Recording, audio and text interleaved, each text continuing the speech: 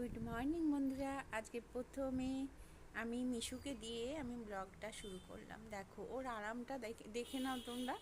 মাচু খেলো, পটি করলো। ও পটি করার পর না আমাকে ডাকতে আসে, জানো, যে দেখায় যে পটিটাও করেছে, আমি যাতে তাড়াতাড়ি পরিষ্কার করে দিই।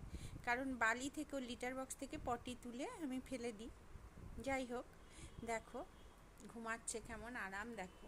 আর সাথে কাজল পেন্সিলটা রেখেছি টিপ দেবো বলে। আর এই দেখো, আর আজকে আমি রান্না করেছি মাছের ঝোল, সব সবজি দিয়ে মাছের ঝোল করেছি একা তো। আর একটা খুব সুন্দর করে ডাল করেছি, সেই ডালটা আমি শেয়ার করতে পারলাম না। মানে করে নেওয়ার পর আমার মনে হলো শেয়ার করলে ভালো হতো। দেখছো এই প্রচুর রাগী, জানো তো, প্রচুর রাগী। আর ওকে এই যে একটু টিপ পরিয়ে দিই, কারণ না হলে না ওকে সবাই খুব নজর দেয়, বুঝেছো। এই তো আমার সোনা বাবা, দেখছো কেমন লাগছে ওকে। যাই হোক, ও খুব রাগী। আর যেহেতু আমি বাইরে বেরাতে দিই না ওরা, সেই জন্য আমার খাটেও ঘুমায়। আর এই যে দেখো থাবাগুলো আমি ওকে পরিষ্কার করে দিই, ওকে পিনিকে পরিষ্কার করে দিই, চান করাই। চান তবে বিড়ালদের না মাসে একবার বা দুবার করাতে হয়। যাই হোক, সেরকমই করাই, পাউডার দিয়ে দিই গায়ে, তাই না বাবা? দাঁত মাজিয়ে দিই, তোমার দাঁতগুলো দেখিয়ে দাও, দেখিয়ে দাও। ঠিক আছে, চলো বন্ধুরা, ও ঘুমাক। আমার ঠাকুর পুজো হয়ে গেছে, কিন্তু দেখো গাছে বেলি ফুল ফুটেছে, বেলি ফুল ঠাকুরকে দিয়েছে। আজকে আর ফুল আনা হয়নি। কাল উঠে কালকে রাতে কেচে রেখেছিলাম, সেই কাঁচাগুলো না আমি দেখো মেলে দিয়েছি, এখনও তুলিনি, কারণ শুকায়নি, ওই জন্য তুলিনি।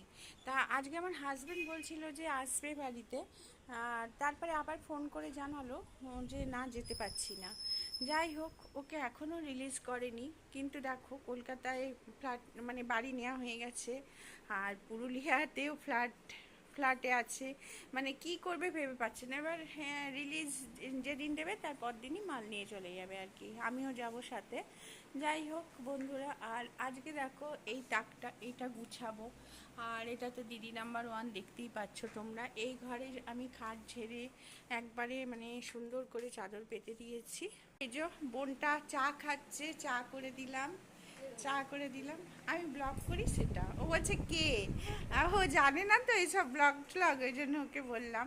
যাই হোক, আর এই দেখো আমি ডাল করেছি কত সুন্দর করে, তোমরা বুঝতে পারছো কিনা জানি না, কালারটা ভালো আসছে না, একদমই ভালো আসছে না। আর এই যে আমার ভাত হয়ে গেছে, ভাত হয়ে গেছে, চিকেন সিদ্ধ হয়ে গেছে, এখন খেয়ে চলে গেছে। খাট দেখো একদম পরিষ্কার করে দিয়েছি না, তবেই দেখো এখানটা পিনি মনে উঠেছিল, চাদরটাকে কুচকে দিয়েছে। যাই হোক।